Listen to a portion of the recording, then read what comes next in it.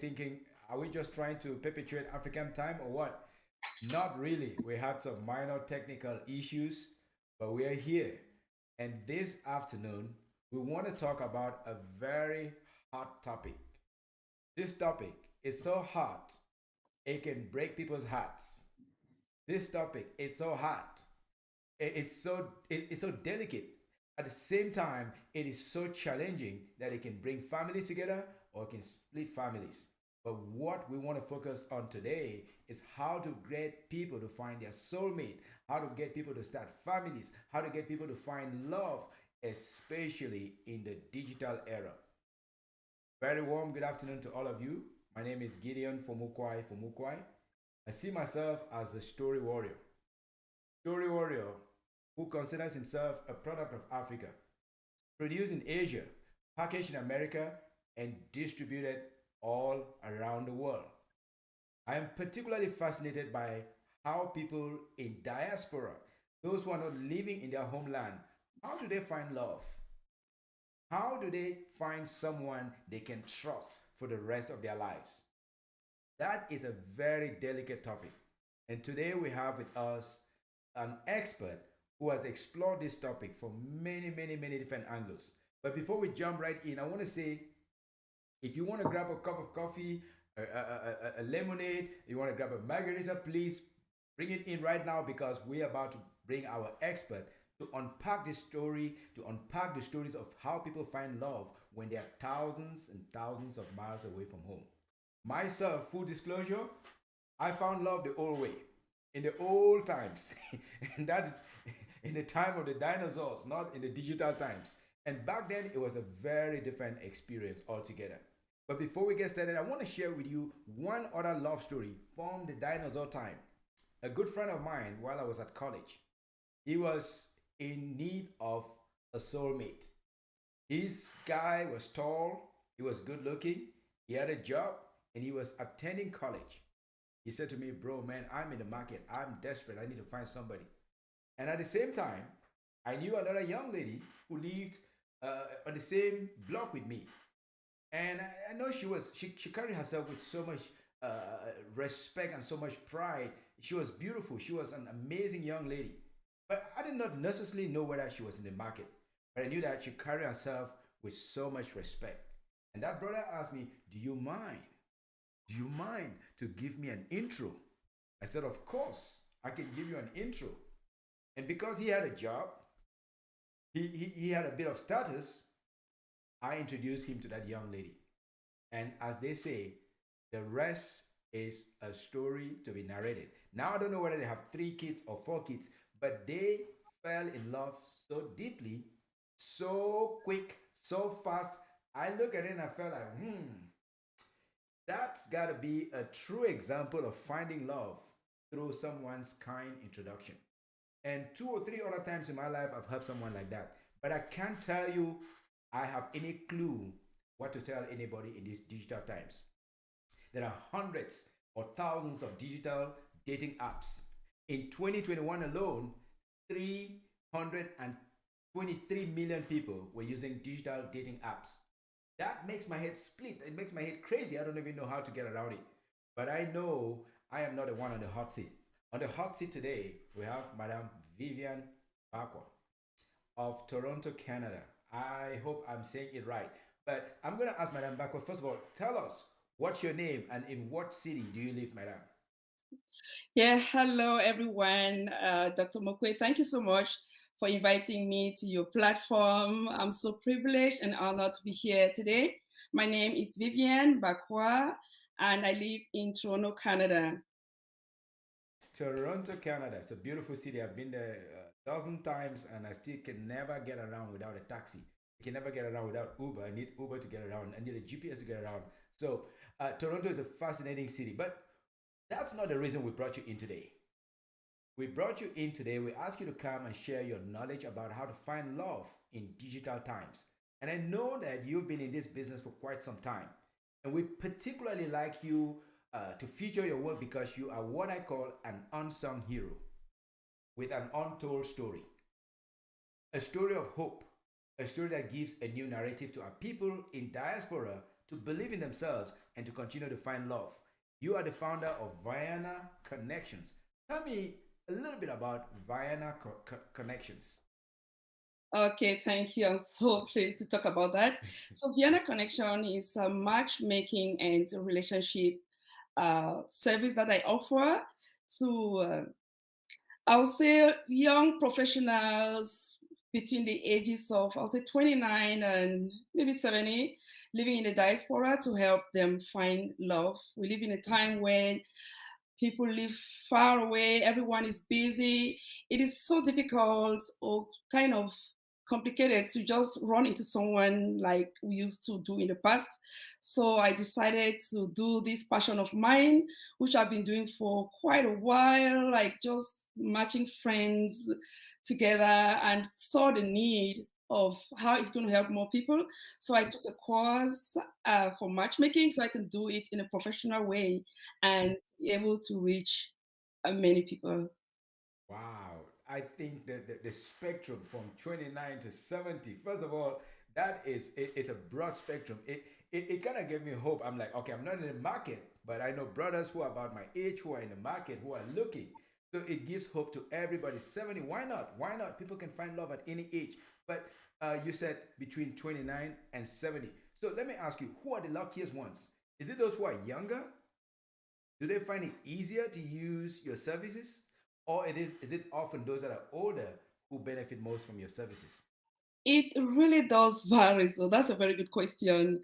It really varies. And why I chose that age, because personally, when I was like in my middle 20s, I never thought about settling down. I started having that feeling of, finding someone or really being serious when I was like in my late 20s. So I just feel most people when are in there are in like their college age. It's easy to meet someone in school, to meet someone on and off campus, but if they start getting into the workforce where everyone gets busy, it is a difficult. And talking about who is the luckiest one, it really depends. We have people who are divorced at an early age or in their 40s. I still help them find love, so it really does vary. Yes, everybody deserves love. Absolutely. And I know you are a mother. I know from my interactions with you, you found love. Did you find love in the digital era or in the old era? But are you married, happily married? Tell us something about yourself because we want our listeners, we want our viewers to feel comfortable to know that you got not just theoretical experience from taking a program, but also from personal experience of finding a love mate and you're happily married. Is that the case? Anyway, I leave it to you. You tell us. Yes, I have been married to the love of my life for about 20 years now. Woo, look at that. And I am a mother of four beautiful Wow. children. So I did not find love in the digital world because back then, I would say maybe 20, 30 years. I've known my husband for about 30 years. I would say right from high school. And it was just not like a straight path. We kind of went a separate path and came back together when we were about to settle.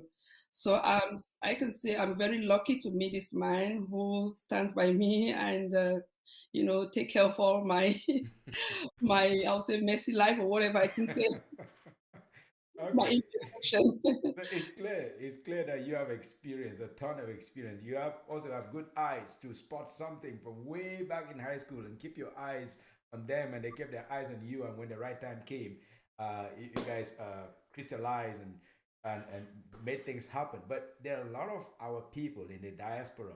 You said professionals, and let me just ask: professionals predominantly from what fields? A lot of them in the diaspora in many fields, but what professional fields are you seeing more often, or which professional fields are you looking out more for? Not really a particular one. Everyone who is kind of stable, who is ready to settle and ready to commit, be it a professional or someone who is business oriented. I just want to make sure they are ready for commitment and I match them up. Okay, okay. So you are good at getting them the choices that they want. and I can understand that it's a very complicated thing to find the right person. Do you use an algorithm, or do you use good old school sense of the seventh sense, so to speak, in matching them up? How do you? What is your process like? I'll say like everybody have they have like a calling, and this is something that I'm so passionate about. Like I said, I found love. I want to say I was lucky to meet this nice guy in my life, which for 20 years I'm still, or we are still in love with one another. And I just find it necessary or important for everyone to be able to locate that person that they can live their life happily with. Wow, that's amazing. And I mean, the proof is in the pudding. You got four kids, you're still in love. So the proof is in the pudding. So as you're helping people find their own soulmates, you are a true testament of that the process works. I wonder, aren't there any stereotypes that are attached to the word matchmaking?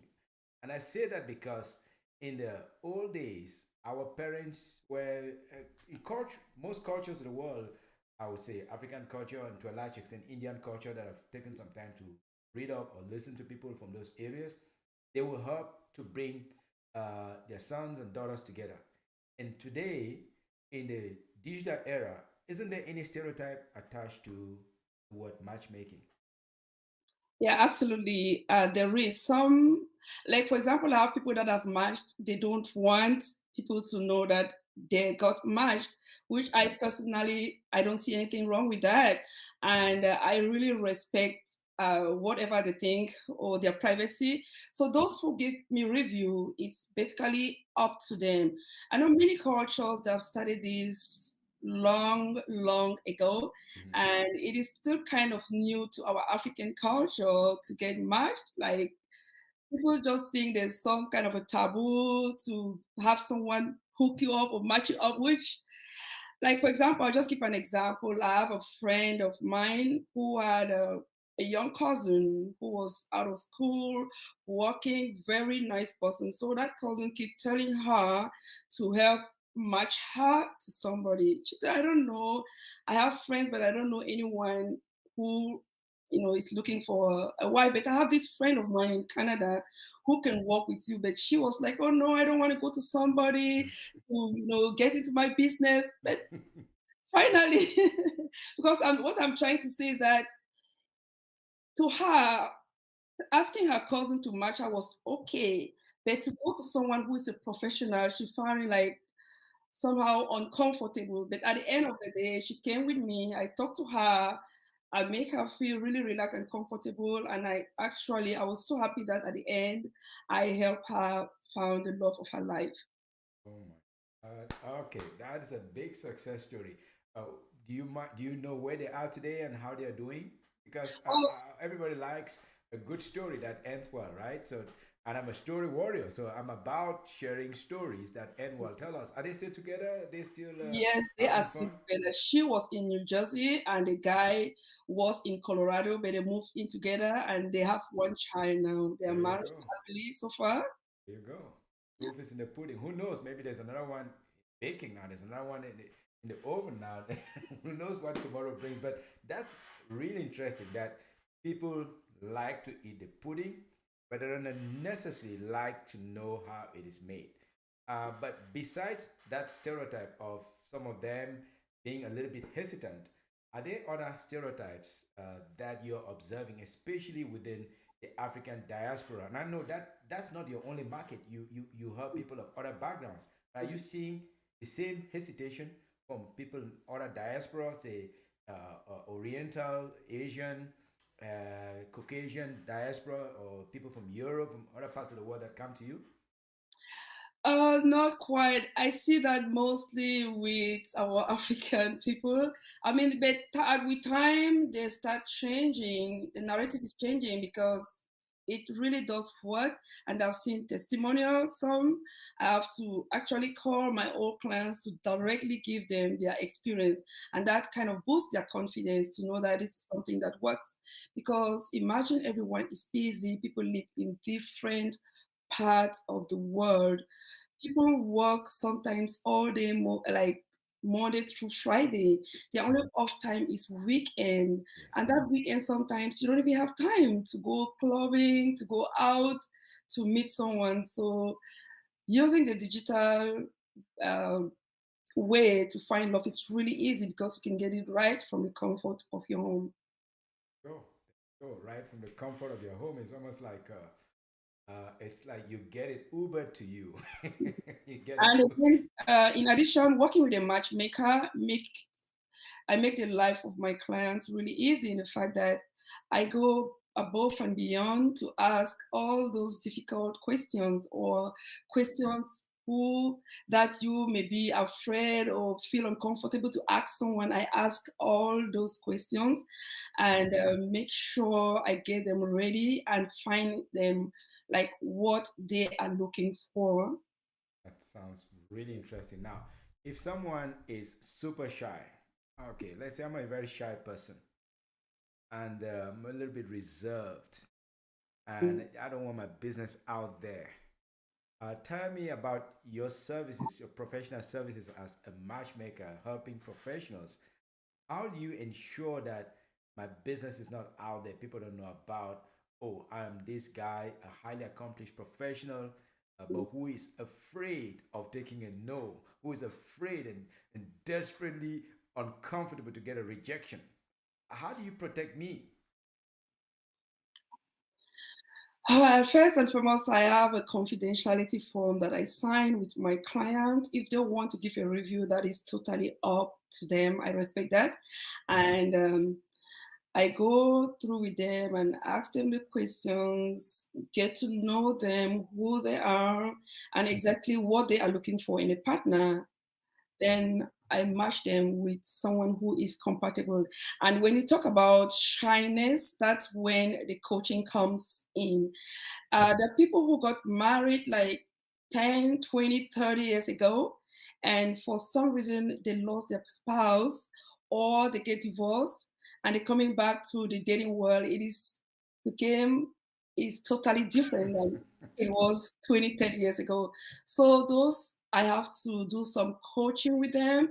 And again, there are some people who just got off from a bad relationship. Mhm. I have to make sure that they are ready.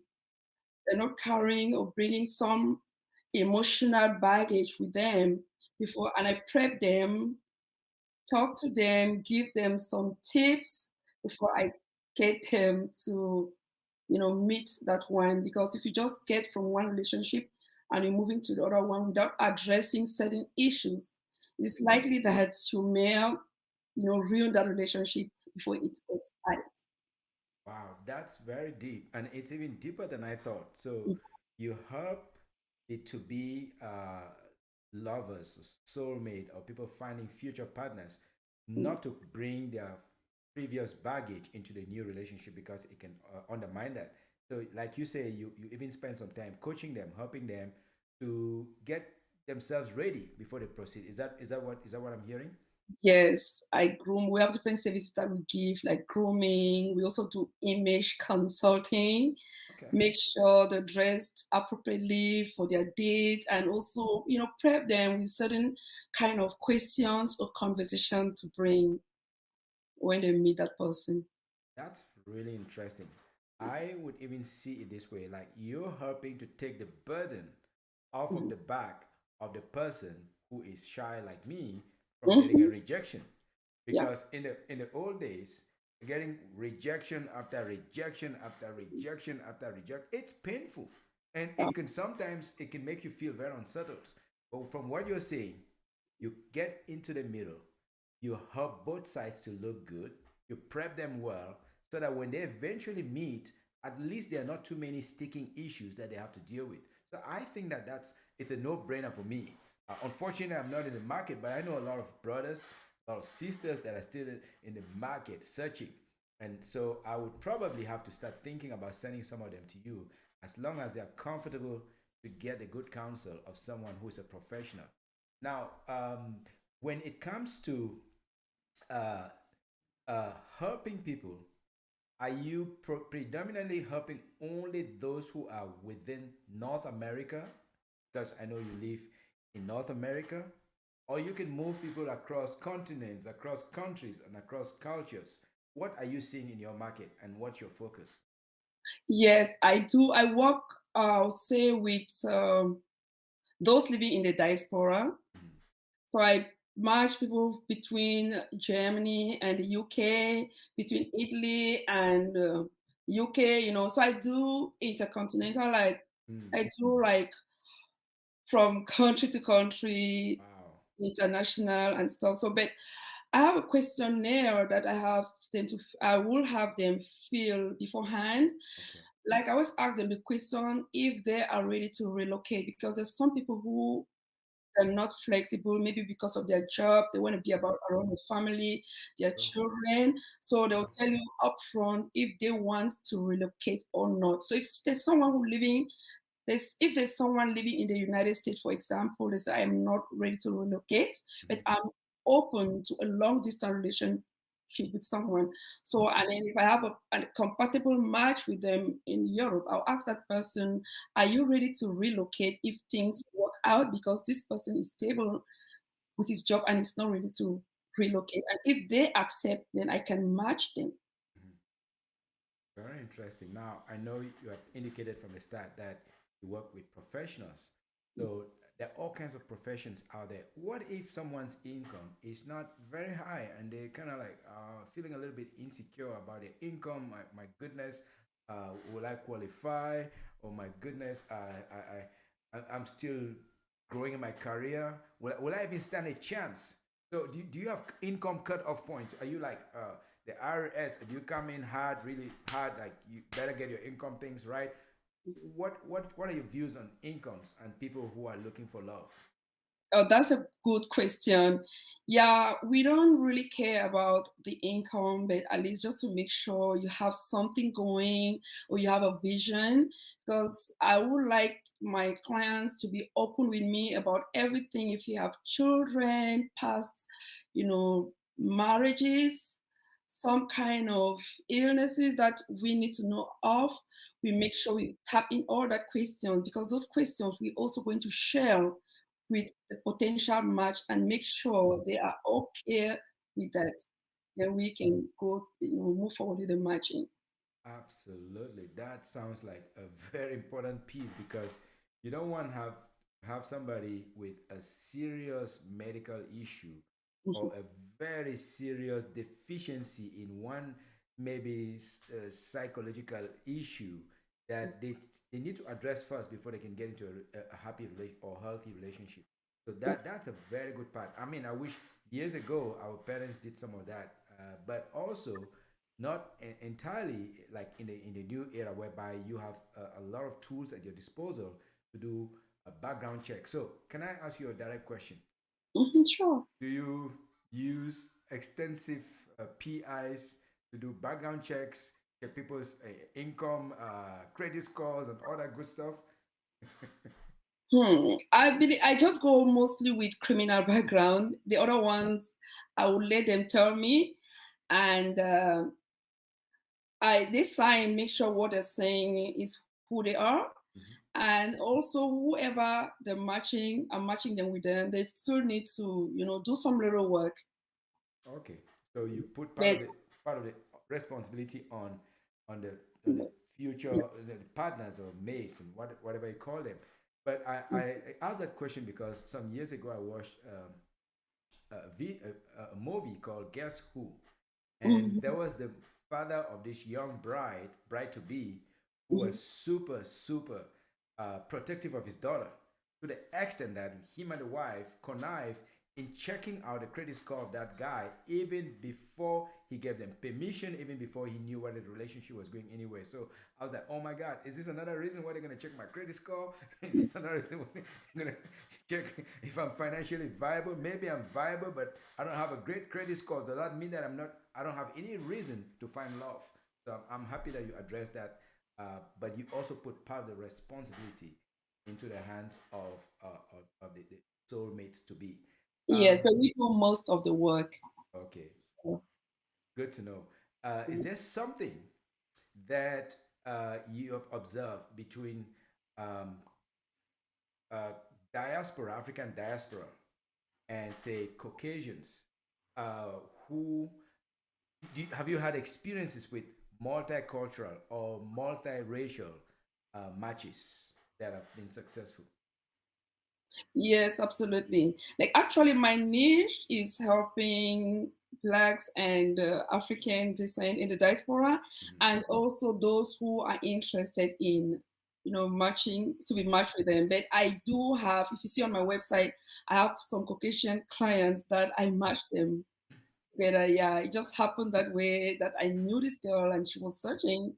Then I had a guy who was also Caucasian that I knew, so I matched them together. Apart from that, I have also done like biracial match, like getting someone black and white. It doesn't really matter. So Okay. like just like I said, I go with my questionnaire and ask them if they are open to different culture.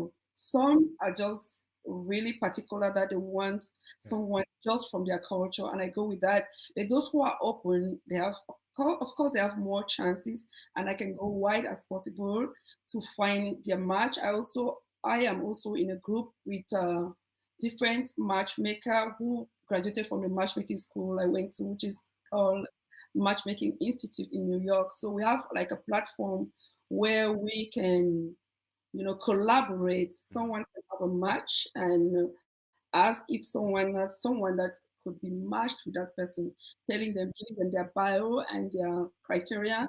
So we always do like collaborate, which makes it really good. Yes, very interesting, and I'm glad that I took a look at your website. And yes, I saw that there are all kinds of cultures, and yes, I know some people have stronger preferences for chocolate. Some people have less preferences for chocolate, and who knows? I'm not the one to choose, and you're not the one to choose, but you let them choose what they're looking for. I want to ask you one ethical question before we get into the final piece, which is like the last 10 minutes, which would be quick, quick question, quick answer, quick question, quick answer, quick question, quick.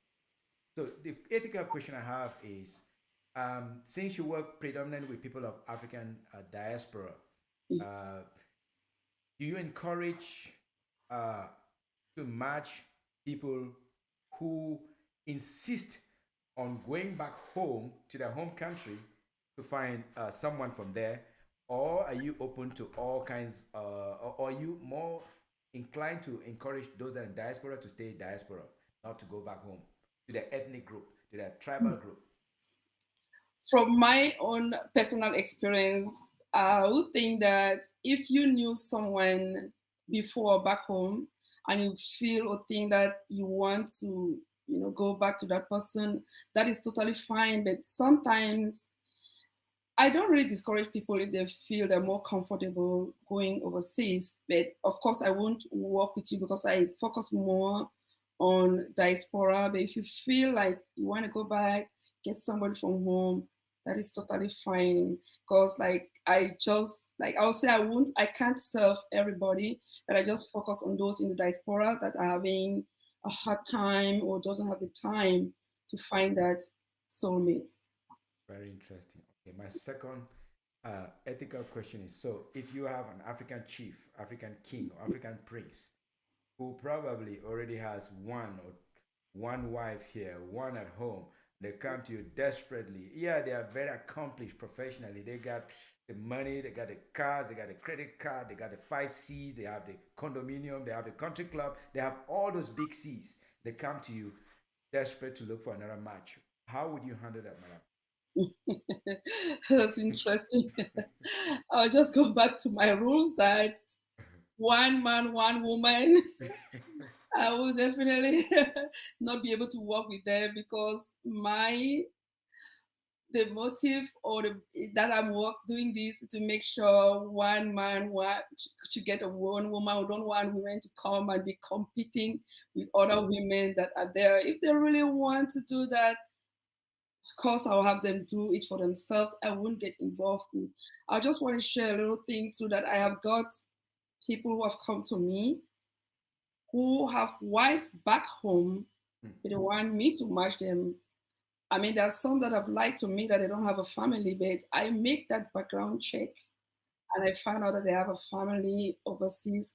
And I just tell them, no, I don't get involved with that. I'm here to help those. I have singles in my database, and I'm here to make sure I find that one person for them, not someone who is married overseas. No matter if your wife is not coming here, I don't. If I know, if I find out, I don't want to be involved in that. Thank you so much. I like that ethical commitment because you have to have your own principles. You have to know what you stand for. And yes, it might undermine African culture in some settings. It might ruffle feathers, but okay, so be it. That's not Vienna Collections. Um, how do people find out about Vienna Connections before we get into the short questions? How do we find out about you? Get help from you? You say you have singles in your database. I guess I have brothers, sisters from different parts of the Africa and the world, the diaspora, that are desperate to say to knock on your door and say, okay, please, can you find someone in your connection in your database with me? How do we find out more about you? Oh, absolutely. You can find me on Facebook at Vienna Connections, on Instagram at Vienna Connections, and we also have a website, www.viennaconnections.com. Just, reach out, call us with a number there, or just send us a note. There's a form there just with basic information like if you are a male or a female, who you're looking for, and how we can reach you. Once you fill that initial form, which is it take you just about 2 minutes, just giving your name and your number, we can call you back at your convenience and discuss with you about our process and see if we can work with you. Thank you so much. All right, now we enter into the final phase. This is the final 10 minutes. I would ask you very short questions, give us shorter answers. This is a section that you can use. We could share this clip with you to use with some of the prospects and some of the people that benefit from your services. Madam, please tell us what's your name? Oh, my name. Yes, and where do you Oh, live? What's your name and where do you live? my name is Vivian Foncham Mbakwa, and I live in Toronto, Canada. Amazing. Okay. What's the name of your business that helps singles in the digital era to find love? The name of the business is Vienna, Viana Connections. Vienna Connections. Okay, it sounds like it comes from Vivian. All right, Yeah. not gonna guess too much into that. When did you start this company, this organization? I started it, like I said earlier, during my school age. I was just like, I just like, matching singles. Anyway, secondary school, I was a very shy person. So, but when I went to the university, if I see a friend who is looking for love, and I have a friend that is looking for love, I will always like recommend them without even knowing what matchmaking is. Then just I'll give you a little brief how I came out to this. I also plan events. And when I used to plan events, I do my own parties. I have gentlemen coming, women coming, you know, with the hope of, finding love. Because I always do things like Valentine's Day. So when they come to that event, some of them are coming to catch up with your friends. And even if they see a single person, they don't even have time or they don't have that courage to approach them. Then after the event, they'll start asking me, this girl that was dressed this way, do you know if they're single? Then I started matching them. That's how I came. So I actually started doing it officially in 2018. That I really completed a course, registered, and started doing it in a professional way. Very interesting. That was pre-pandemic. I'm sure the business exploded during pandemic, but I'm not gonna get into the pandemic question today. Who is in your target market, madam? Who are the people that you're looking for? Who are the people that you serve regularly? Oh, like my target market, as I said earlier, is Blacks and Africans with those of Caribbean origin living in the diaspora from the ages of, I'll say, 29 to 70. Okay. And what careers are you seeing very often? What people in what professional fields come to you more often? They're just different. I have business people, I have engineers, doctors, nurses, so all walks of life. Okay? And your database, I would argue it's a very rich one.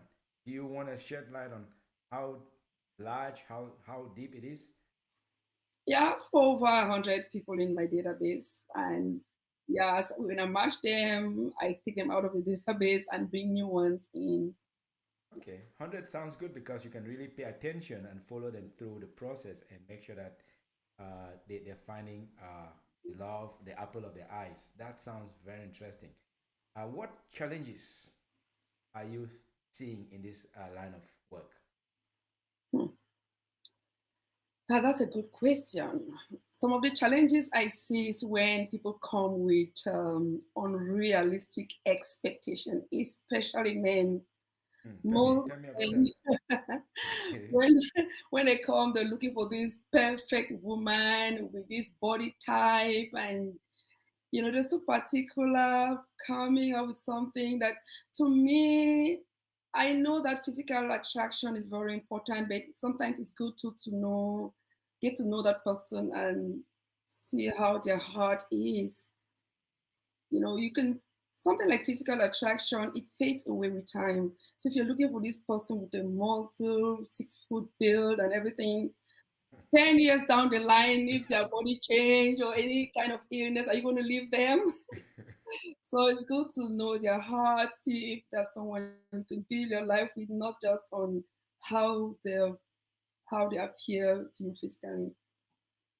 So from what I'm hearing you could have a guy who is clearly a 3.5. He Mm. comes there, is looking for a hot chick who is a 10. Is that what you're saying? Oh, I do have that too. Oh goodness. All right. I Yeah. wish them well. But I'm happy I'm not the one that has to deal with that problem. You're the one that has to deal with that problem. And so Yeah, I see how do you men. help them to manage their expectations? Because Yeah, hey, they come they sometimes you have thinking that they're the second coming of Christ.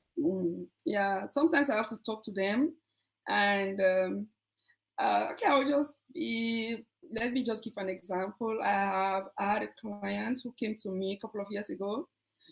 He was like 35, and he was looking for someone for like 25. Wow. So I made him understand that a lot of women in their middle 20s, they're not ready. I have some, but I don't think they're ready for commitment.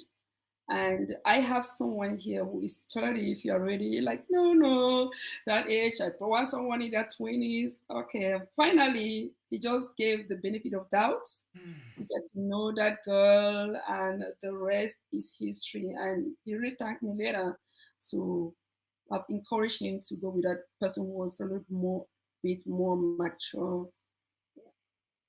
Very interesting. All right. Can you share with us one cool success story that you've had recently as a final, the icing on the cake of this whole finding love in a digital era? Oh, yes, absolutely. Yeah, there's a couple that I brought together just like during the pandemic. Like you said, pandemic time was such a wonderful time because everybody knew what virtual is. Everything was online. So it just picked up really fast and everything went so well because both of them were ready for relationship. And now within a few months, everything fell in place. They got married and they're living so happily. Hmm. Uh, which city of the world, if I may ask? You don't have to give names. Which city of the world? They are in the US. They're United from different States. cities.